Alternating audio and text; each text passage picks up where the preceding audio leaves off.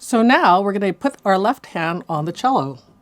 Remember when I told you we were talking about how to hold the bow, and I had the example of throwing a ball? The same thing goes for your left hand. You want it to be very relaxed and kind of curved like this. And then we simply put the thumb against the back of the neck and let our fingers fall somewhat naturally. Now you notice here that I like to have this very straight. So this whole level from my hand down to my elbow is really pretty straight. I don't lean like this, and I don't go flying with a wing here. So let's try and keep it all very, very natural. So what we're going to do is put our first and third fingers down, and we're going to do a pizzicato.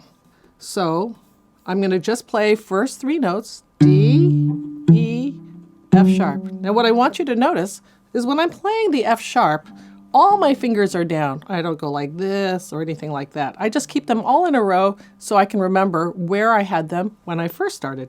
So let's try a couple of songs. We're going to play first here, Clair De Lune. So let's get ready to play. 1, 2, 3, 4.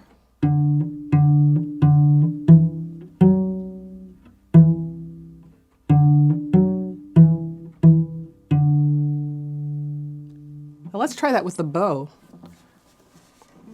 We're going to try and keep the bow in the proper place between the fingerboard and the bridge and try them both straight. Okay, here we go. 1, 2, 3, 4.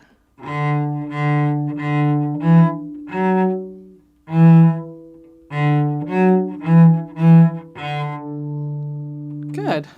And let's try one more song. This is Hot Cross Buns. Now, we're going to start with our third finger on, and remember all the other fingers are also touching the string. So let's go. 1, 2, 3, 4.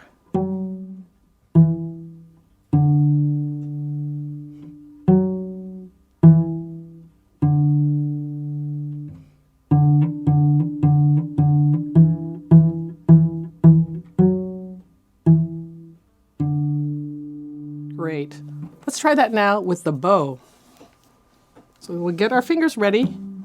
All three down. Ready? 1, 2, 3, 4.